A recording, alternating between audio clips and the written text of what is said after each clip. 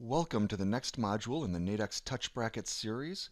During this module, we'll be discussing the capital requirements of touch brackets. In the previous module, we learned the risk-reward profile of touch brackets. In this module, we're going to take a look at how the maximum risk on a trade translates into the capital requirements. As previously discussed, one of the main benefits of touch brackets is the fact that on every trade, the maximum risk is known up front.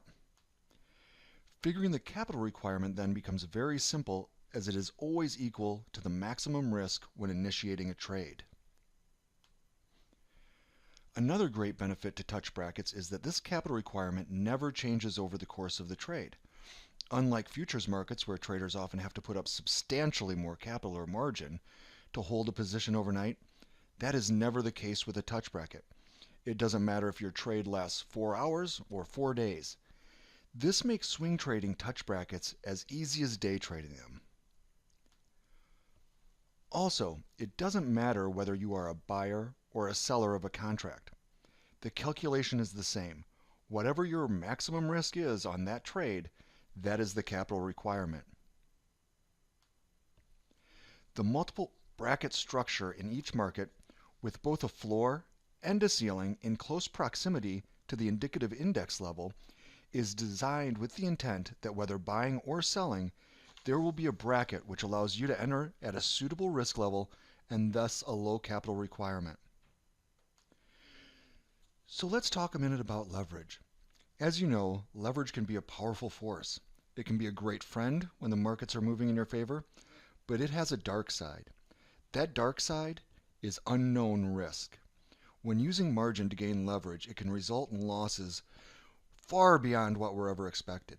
In some cases, the losses can even exceed the total amount of capital a trader has in their account. When this happens, the trader deficit will be called by their broker to send more money to cover those losses. And that can get very ugly. With a touch bracket, though, you already know with 100% certainty your maximum exposure on a trade and can never lose more than that.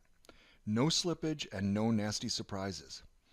As such, you get all the benefits of leverage without the chance of losses beyond what were ever expected. Let's take a look at an example.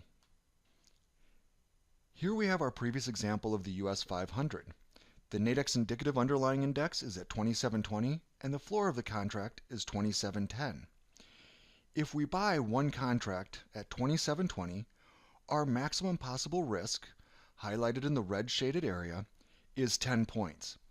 That is the maximum risk guaranteed. The US 500 contract has a value of $10 per point. So simple math tells us that our maximum risk on this particular trade is $100. That is 10 points risk times $10 per point equals 100. That also then is our capital required for this trade. By the way, you don't have to worry about doing this math in your head. We make it simple by displaying the maximum possible risk right on the order ticket before the trade is placed. Since you know your maximum risk up front, you also know the capital requirement. It really is that simple. So let's cover what we've learned. The capital requirement is equal to maximum risk. That capital requirement never changes once a trade has been executed. The calculation for capital requirement is the same for buyers and sellers. It is always the maximum risk. The low capital requirements, provided by the very structure of the contracts, also provide the benefit of leverage without all the nasty surprises.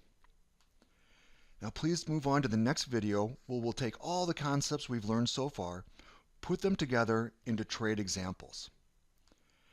As always, if you need assistance, please don't hesitate to contact us.